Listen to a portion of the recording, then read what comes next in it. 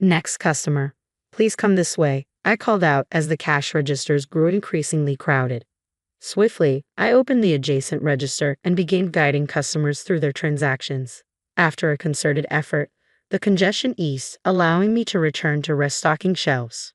"Mary, you're amazing at ringing up customers so quickly," remarked a fellow part-time employee, breaking the rhythm of my tasks. In this bustling supermarket, a diverse mix of high school students and individuals like myself populated the workforce, making each shift enjoyable. My name is Mary, a 45-year-old part-time housewife who found solace and purpose in this role for the past decade.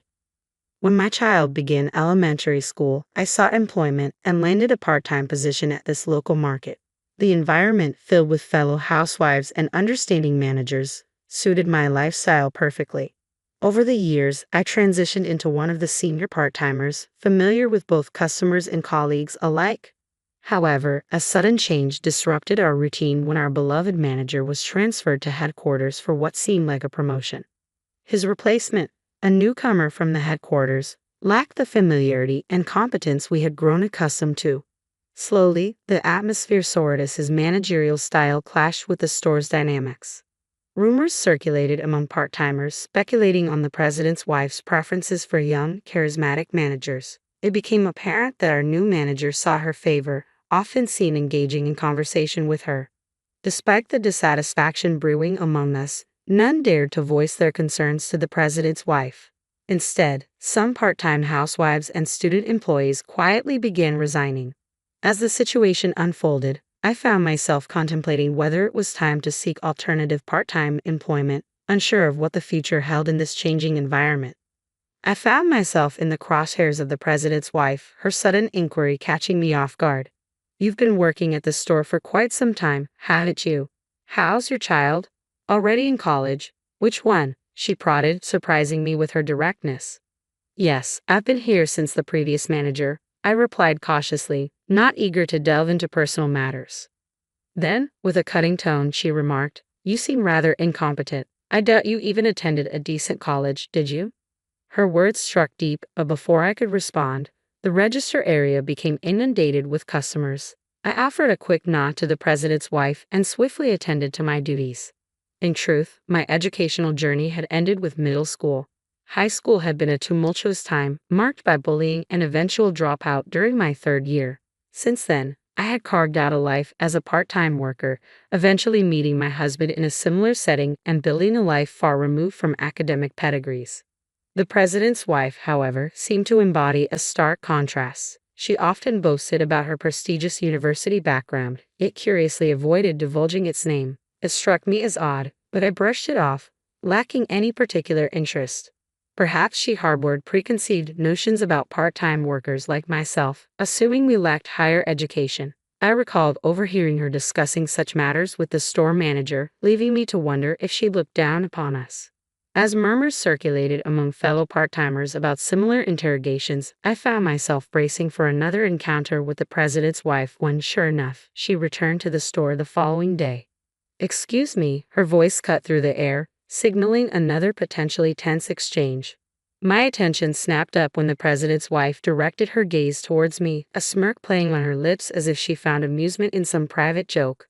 Despite the urge to react, I managed to rein in my irritation, keeping my emotions in check as she began to speak. "So, you're just a middle school graduate, aren't you? I never pegged you for a college goer, but to think you're managing here with that level of education is quite something," she remarked, her words dripping with thinly veiled condescension. I couldn't help but wonder where she had gleaned this information from, until I recalled the previous day's incident when the store manager had been scrutinizing the part-timers' resumes in the office. It seemed that what should have been confidential information had somehow found its way into the president's wife's hands. Annoyance bubbled within me at the thought of her freely sharing such personal details with other employees. I had never sought to fabricate my educational background, but the audacity of someone spreading rumors about my academic history grated on my nerves. While my fellow part-time colleagues seemed unfazed by the revelation, the president's wife took every opportunity to remind me of my supposed educational shortcomings. It became her refrain, peppering our interactions with thinly veiled jabs. "Maybe you wouldn't understand, being just a middle school graduate," she would quip, using my education as a pretext to assign me menial tasks like cleaning. The repetition of her taunts grated on my nerves, feeling a growing resentment towards my workplace. I began to question why I subjected myself to such treatment, feeling increasingly disheartened by her relentless needling. A few days later, when she returned to the store, her mere presence was enough to stir up irritation within me. As I attempted to sidestep her, she caught my eye and gestured towards the cardboard box storage area, an area typically left untouched as it was designated for supplier use. "People like you should be familiar with garbage," she sneered, her words laced with disdain. "Middle school graduates like yourself are just here to collect a paycheck." Her words stung, delivered in the privacy of the back room, shielded from the scrutiny of customers. It was a deliberate attempt to belittle me, a reminder of my perceived inadequacies in her eyes. I had always managed to endure, especially since most interactions occurred in the bustling sales area. But on that particular day, the weight of my pent-up frustration became too much to bear. "Excuse me, but I believe I earned my paycheck through diligent work, regardless of my educational background," I interjected, my tone laced with simmering anger. The president's wife appeared taken aback, clearly unaccustomed to such pushback. "If you're going to be here, why not contribute something beneficial to the store? We're never quite sure what you're up to," she retorted, her words dripping with disdain. Ignoring the curious glances of passing colleagues, I pressed on. "And what exactly are you contributing by gracing us with your presence? Chatting with the manager, flirting with male employees and high school part-timers, looking down on the rest of us?" I challenged, refusing to back down. Her face flushed crimson with rage as my words hit their mark. "Unlike someone like you, I have a busy schedule. Coming here takes time out of my day," she shot back, attempting to assert her superiority. I couldn't help but scoff at her assertion. "Do you truly believe that? Neither the employees nor the customers share your sentiment. It's intriguing how some with impressive educational backgrounds prove utterly ineffectual in practice," I countered, releasing the resentment I had long harbored towards her condescending attitude. Clearly flustered by my unexpected retort, the president's wife struggled to conjure a suitable response, resorting to tired clichés. "Do you honestly think you can continue working here after speaking to me like that?" she challenged, her voice tinged with disbelief. Without hesitation, I delivered my final verdict. "Then I'll resign," I declared, refusing to tolerate any further belittlement. In response, the president's wife let out a mocking laugh. "Well, that'll save us on labor costs," she sneered, her words dripping with derision. I returned the smile, nodding in agreement. "Yes, that's right. Good for you," I affirmed before making my way towards the locker room. Inside, I found a fellow part-timer who had witnessed the earlier exchange. I poured out the details of what had transpired, recounting the frustrations that had been building up. "Mary, are you really quitting?" she asked, her expression reflecting the sadness of our shared experiences over the years. "It just hasn't been the same since the manager changed. It feels like we're only here out of obligation," I confided, echoing her sentiments. "With so many people leaving, you'd think they'd hire more staff, but they'd rather cut costs." She nodded in understanding. "It's becoming unbearable. I don't blame you for wanting out." Leaving the locker room behind, I headed towards where the manager and the president's wife were engaged in conversation. Without preamble, I made my intentions clear. "That's it. I'm done," I stated firmly, meeting their surprised gazes head-on. The president's wife chuckled, seemingly amused by the news. "So, the junior high school graduate is calling it quits. I wonder where someone like you will find work," she remarked, her tone dripping with condescension. I refused to let her words rattle me. "Even if I have nowhere else lined up, I won't be coming back here. I'll return my uniform next week. Thank you for everything," I declared, feeling a weight lift off my shoulders. As I exited the supermarket, a sense of relief washed over me. The following week, when I returned to return my uniform, I found the store abuzz with commotion. The manager was being berated by irate customers near the cash register, suggesting some sort of transaction error. Despite the chaos, I felt a sense of peace knowing that I had made the right decision to leave. With my resignation already settled, I made my way towards the office to return my uniform. As I approached the door, the unmistakable voice of the president's wife reached my ears, giving me pause. Reluctantly, I pushed the door open, finding the former manager inside. Despite his new role at headquarters, my ingrained habit led me to address him as manager out of reflex. It seemed the president's wife had been engaged in conversation with him, but she hastily departed upon my arrival. "What happened at the register?" the former manager queried, his expression troubled. He proceeded to inform me of a spate of recent complaints at the store since my departure. With a cascade of resignations following mine, the store had been left scrambling to cope with the sudden exodus of part-timers and student workers. Though the manager attempted to fill in on the sales floor, his lack of familiarity with basic tasks like stocking shelves and operating the register led to a litany of customer complaints. Today's incident, however, involved a particularly embarrassing misstep. The president's wife, while conversing with a male employee, was mistaken for staff by a customer. Brushing off the inquiry, she exacerbated the situation when the manager inadvertently disclosed her true identity, sparking further discontent among patrons. As the register area swelled with customers, the absence of experienced part-timers compounded the chaos.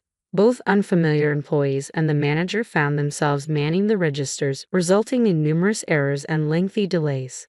The escalating frustration among customers culminated in the manager facing a barrage of complaints, exacerbating an already tumultuous situation.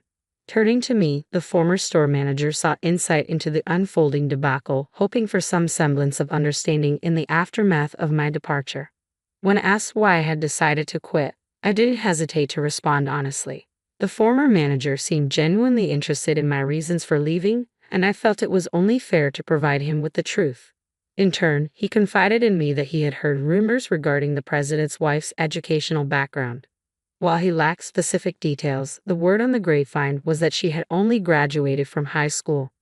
This revelation left me pondering the irony of her previous educational condescension. Could it be that the president's wife, with her supposed lack of higher education, was projecting her own insecurities onto others? It certainly made her seem all the more formidable and unpredictable. 2 weeks later, the supermarket I had once called my workplace stood deserted. The usual throng of customers was conspicuously absent, a stark contrast to the bustling scenes of my former shifts. It's no surprise, given all those complaints, I mused to myself as I observed the desolate scene. Lost in thought, I was approached from behind by the former store manager. After exchanging pleasantries, he mentioned a new store opening just one station away. He extended an offer, asking if I would be interested in joining the team. It appeared that an employee he had trained was being promoted to the position of store manager at the new location. Knowing the caliber of this individual, I felt a sense of trust and reassurance. I nodded in agreement and wasted no time in reaching out to my former part-time comrades. Upon confirmation of my role at the new store, I discovered that some of my former colleagues would also be joining me, a comforting realization amidst the uncertainty of change. Under the guidance of an understanding manager, I quickly settled into my new role. The atmosphere was welcoming, and I found it easy to establish rapport with my coworkers, both old and new. The new store introduced innovative offerings, such as local side dishes and bread, which proved to be a hit with customers. As I embraced this fresh start, I couldn't help but feel optimistic about the opportunities that lay ahead. As I settled into my new role at the store, I was greeted by familiar faces from my time at the previous location. The transition to the new store went smoothly, marked by a successful launch and positive feedback from both customers and employees. However, I soon heard troubling reports about the old store. It had become notably quiet, and the manager found themselves facing frequent scoldings during head office meetings. A string of new hires as part-timers quickly came and went, exacerbating the ongoing staff shortage. Finding a new part-time job had brought a sense of relief, and I was content to work happily as I had before. But about a month into my tenure at the new store, the president's wife made a surprising appearance before me. Her unexpected visit seemed to be aimed directly at me, as she wasted no time in addressing the rumors she had heard. "I heard there's a junior high school dropout working at our store again, so I came to check," she stated bluntly. I couldn't help but sigh at her accusatory tone. "What's the issue?" "I haven't done anything wrong," I replied, feeling unfairly targeted. She persisted, laying blame at my feet for the troubles at the old store. But I refused to accept her accusations. "Isn't it more accurate to say that you're the one engaging in power harassment?" I challenged, frustration simmering beneath the surface. Former colleagues from the previous store attempted to intervene, but I waved them off. I couldn't let them shoulder the blame for something they weren't responsible for. As a middle school graduate, I can't possibly be held accountable for all the employees quitting, I asserted, refusing to be intimidated.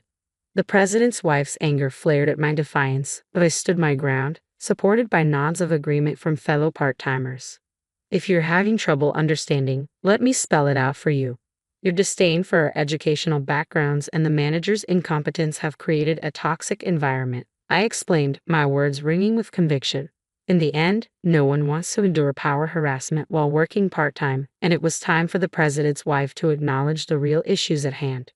When I accused the president's wife of power harassment, she immediately raised her voice in denial.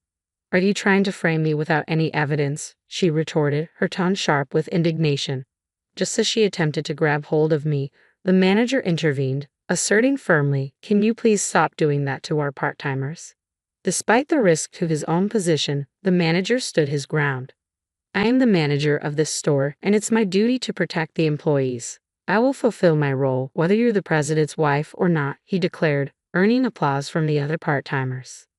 With a resigned sigh, I reached for my smartphone. I have evidence of power harassment, I stated calmly before playing a video. The footage showed the president's wife berating another part-timer at the previous store, clearly demonstrating a pattern of abusive behavior. As more part-timers stepped forward with their own recordings, it became evident that we had all experienced her mistreatment. We're going to sue her, I announced, met with resolute nods of agreement from my colleagues and the manager. Furious at the manager's defiance, the president's wife impulsively fired him on the spot. But to her dismay, I revealed that I had recorded her dismissal as well, ensuring the manager's protection. Realizing the depth of her self-inflicted predicament, the president's wife attempted to flee. But before she could escape, I confronted her one final time. There are more important things than education, aren't there? Sometimes humanity matters more than society, I remarked pointedly, causing her to pause. How did you know? She muttered, inadvertently admitting to her own insecurities. With her self-destruction complete, the president's wife retreated at a speed I had never seen before. In the aftermath, we pursued legal action against her, armed with solid evidence and the support of fellow part-timers. As news of her misconduct spread, similar complaints emerged from other stores, leading to a reckoning for her behavior. Forced to confront the consequences, the president demanded she repay her debts by working. It was a satisfying sight to witness her laboring angrily at a nearby drugstore, a fitting end to her reign of mistreatment. With a trustworthy manager at our helm, we continued our work with renewed dedication, free from the shadow of power harassment.